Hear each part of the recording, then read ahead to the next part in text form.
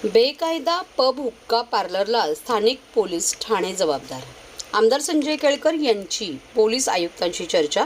ठाण्यातील बेकायदेशीर पब हुक्का पार्लर आणि डान्स बार प्रकरणी स्थानिक पोलीस ठाण्यांना जबाबदार धरण्यात येईल. तसेच या अवैध व्यवसायांवर कारवाया करण्यासाठी स्वतंत्र कक्ष स्थापन करण्यात आल्याची माहिती आयुक्त आशुतोष डुमरे यांनी आमदार संजय केळकर यांना दिली. पुणे येथील दुर्घटनेनंतर ठाण्यातील बेकायदेशीर डान्स बार, पब आणि हुक्का पार्लर पुन्हा चर्चेत आले असून आमदार संजय केळकर यांनी याबाबत पोलीस आयुक्त आशुतोष डुमरे यांची भेट घेत ठोस कारवाया करण्याची मागणी केली. त्यावेळी त्यांच्या मागण्या मान्य करत श्री डुमरे यांनी अशा अवैध व्यवसायांना त्या विभागातील स्थानिक पोलीस ठाणे जबाबदार राहतील असे सांगून संबंधित पोलीस अधिकाऱ्यांवर कारवाई करण्यात येईल असे आश्वासन श्री केळकर यांना दिले.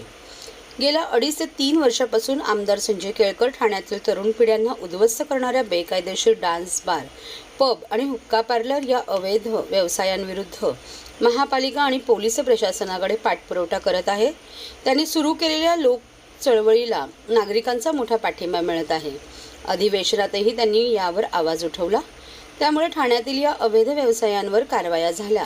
मात्र त्यानंतर पुन्हा हे व्यवसाय सुरू होत असल्याचे आमदार संजय केळकर यांनी आयुक्तांच्या निदर्शनास आणून दिले.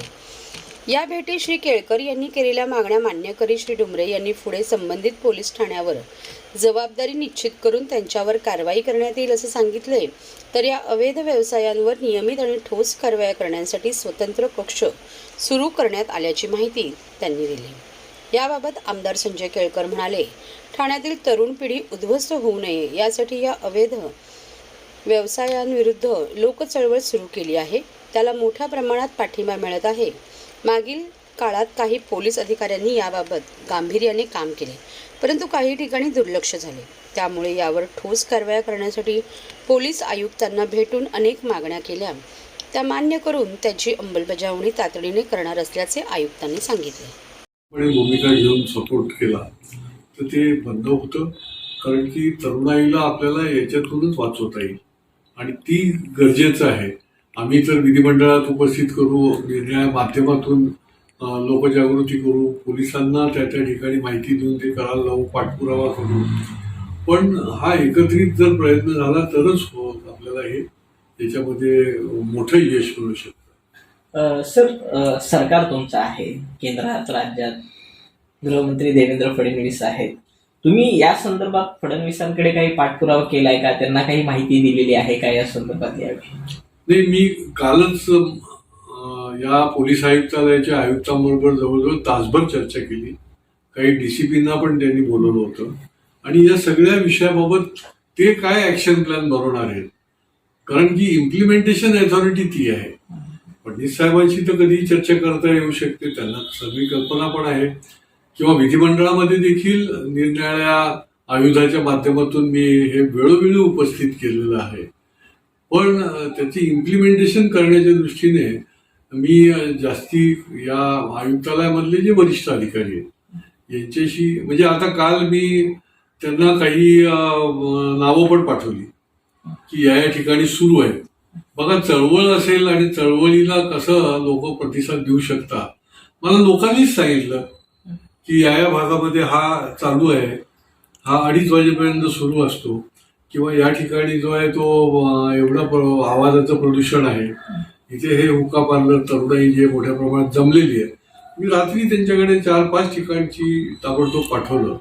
आज मला लगेच त्यांनी जे पथक आता नेमलंय आमच्या कालच्या चर्चेच्या पार्श्वभूमीवर, तर त्यांनीही मला संपर्क केला आणि त्यांनी काय काय झालं ते सांगितलं. त्यामुळे अशा पद्धतीने, कारण हा बघा, हा सामाजिक प्रश्न आहे, हा कुठलाही राजकीय प्रश्न नाही आहे. हा सर्व लोकांना, म्हणजे कोणाच्याही घरातला तरुण मुलगा जो आहे तो ड्रग्सच्या आहारी जाऊ शकतो. माझ्याकडे अनेक प्रकारचे फोटो पुरावे आहेत की याच शहरामधली, चांगल्या घरामधली तरुण मुलं जी आहेत ती नाशिकला व्यसनमुक्ती केंद्रामध्ये, म्हणजे मी विधिमंडळामध्ये तर फोटो देखील दाखवले होते, 30-40 मुलांचे एकत्रित फोटो दिले, ते ट्रीटमेंट घेत आहे. आणि त्यामुळे हा फार मोठा अवेअरनेसचा विषय आहे आणि त्याच्यामध्ये खूप लोकांनी सगळ्या आघाडीवर काम करावं लागेल. तुम्ही आता काही म्हणताय की या ठिकाणी मिळतं, शहरांमध्ये, महापालिका क्षेत्रामध्ये कोणत्या ठिकाणं आहेत ती की तिथं जास्त हे जे हुक्का पार्लर असतील किंवा ड्रग्स सप्लाय जे आहे तो होतोय, असे काही नाव सांगता येतील का? नाही, नावं सांगून काही ती कसं आहे की ती योग्य ठिकाणी नावं तर आताही मी 15 नावं सांगतो, ती तुमच्या या माध्यमातून लोकांपर्यंत पोहोचतील, ती त्या जागा बंद होऊन जातील, दुसऱ्या सुरू होतील ना. प्रश्न तो नाहीये. त्याला एक त्याचं नेटवर्क एक उभं राहिलं आणि कारवाई जर झाली तर त्याला आळा निश्चितपणे बसू शकतो. आणि तो महत्वाचा आहे. नावं काय किंवा जागा ज्या आहेत त्या बदलत राहतात, त्या आम्ही वेळोवेळी सांगतो. आता ठाण्यामध्ये रिक्षाच्या माध्यमातून ड्रग्ज सप्लाय केले जातात. ठाणे स्टेशनवर ठराविक वेळेला मध्यरात्री झाल्यावर सगळे जेव्हा झोपेला आलेले असतात त्यावेळेला त्या ठिकाणी ड्रग्ज ठेवलेले जातात आणि तिकडून त्या ठिकाणी तिथून ती माल जो आहे तो निर्णया ठिकाणी घेऊन गेला जातो.